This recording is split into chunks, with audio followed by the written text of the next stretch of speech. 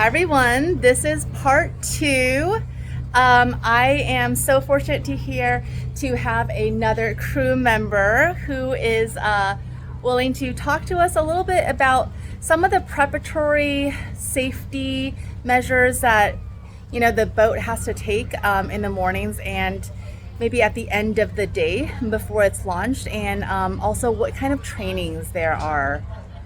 All right. Hi. Doing? Hey, great. And I heard it's your birthday, so happy birthday. Thank you for being with us. So, in terms of getting the ship ready, how early do you guys have to get up? Let me tell you about myself really quick. Sure, yes, of course. They call me Captain Pete because I am a captain, but my title is Director of Safety and Training, so maybe you have the right guy. You are absolutely the right guy. Right. So you talk about prepping. Yes. So the night before, I check to see what the party is going to be the next day, so I kind of have an idea of what to expect.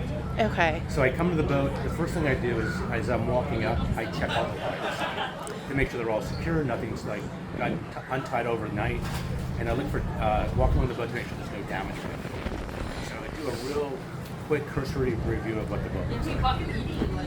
And when you say lines, you literally mean like lines that tie it down. Right, yeah, Okay. So they get frayed, they pull apart, right? The tide's going up and down all night. Right. Current, so it's being pulled.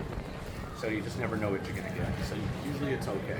Absolutely. And then in the morning, is there anything else that you do differently? So aboard the vessel, I'll do just a quick walk through the whole boat to make sure nothing's changed overnight. Perfect. And I look for water leaks as well, just to make sure, because that's one of the worst things that could happen. Absolutely. Then the next thing I do is I go and check the oil. I want to make sure the boat has oil. So Got I'll it. check the oil. If it needs oil, I'll put oil in it. After that, I will come up and I'll start the engines. To do a test run. I do a test run. So I warm up the engines. I make Okay. sure they're humming and they sound good. Nothing funky's going on. I check the fuel. I check the water. That's all right there on our town. If those things are Awesome. needed, I will go ahead and take care of those. So do you have an actual checklist that you go through? Or, well, I mean, you're super seasoned, but for somebody new who's coming on, they have a So checklist. this is funny. I've created a lot of checklists in my career here. I don't know where they wind up. But anyone that comes new, I do a walkthrough. I give them a checklist, and we do it a few times. I do it, have them watch what I'm doing, and I watch what they're doing, and make sure it's getting done. Because let's face it, that's really where it all starts. Right. If it goes wrong there, it's just going to be in quicksand the rest of the day. Absolutely. And you mentioned trainings too. So now, is there a special certification that you have to do? So this particular vessel is a Coast Guard certified vessel.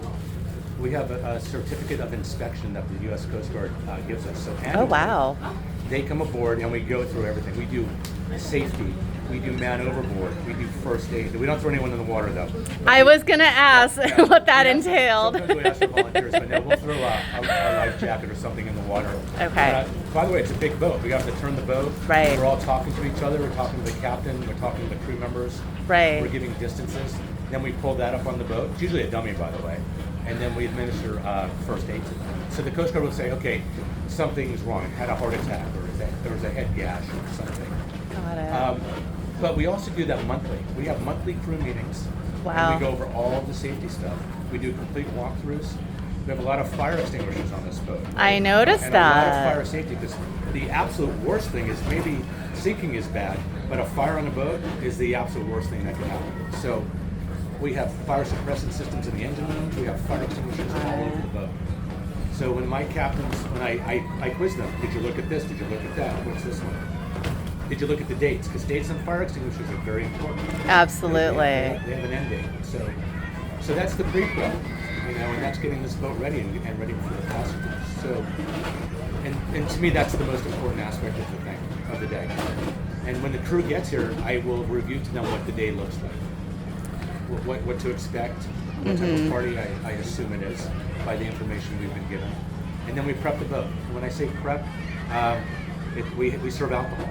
So we do have conversations about alcohol because, Yes. On a boat on the water, people could get drunk pretty quickly.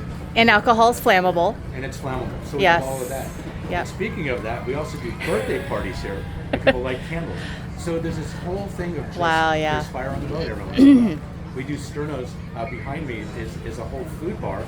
and there's sternos there, so there's fire going on the boat. Yes, there I is. do routine rounds to make sure that they're okay. You know, it hasn't caught fire on something. Now, you mentioned the Coast Guard. Yeah. What are the situations that would prompt you to call a Coast Guard in to help? Certainly. So any type of emergency you could possibly think of. Let's just say that I'm out here and the engine dies, right? Because that could happen, right? Yep. We would notify the Coast Guard that the engine is seized. We here would throw an anchor out, right? Because that's our break. We would want to stop the boat from drifting anywhere. Yep. So we would contact the Coast Guard. Obviously, a fire is Yep. a big deal. We would contact the Coast Guard. We do have people that have medical issues. We've had heart attacks. I was just going to ask about Right. that. Yes. We are all first aid certified. We will render first aid, but we'll try and get the Coast Guard or the Harbor Patrol here as soon as we can. Sometimes also we see illegal things in the harbor, right? We Yes. have ice in here. We have Harbor Patrol in here. We Yes, have fish and yes. game in here. Every government, alphabet is here. So there's a lot in this harbor. That is so interesting to think about, because I didn't even think about, any of the activities, because, we were on a cruise one time and there literally were refugees trying to jump on the cruise, and we wondered, how do you prep for that? What do you expect? How do you mentally prep for that? Well, we don't see it very often, but when we do see it, our first thing is to call Harbor Patrol. We Yes. go on channel 16, which is our distress line. Okay. 16, everyone's on it. Everyone monitors it.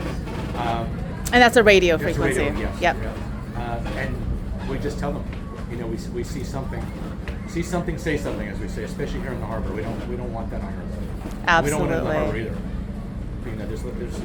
We don't want anything nefarious in there. It's a great place here. Well, there's a beach right there, and Right. so there's people that are just kind of unmanned on really next to the water. I got to wave to this guy as a friend of mine. Hey, Joe. Nice, very nice. So I've been fortunate enough to be in this harbor for about 10 years. I've trained a lot of the captains in here. So I see everyone on the water that I know. It's pretty cool. So not a bad gig. No, absolutely not. And we are so fortunate to have you. And thank you so much for your. Will we be lighting a candle today for your birthday? Yeah, probably not. There'll be a lot of candles. Thank you. All right, great. Thank you. Thanks again. All right. Well, thank you for watching part 2 of Harbor Safety. And tune in next time. Lots of exciting things happening all the time. Thank you.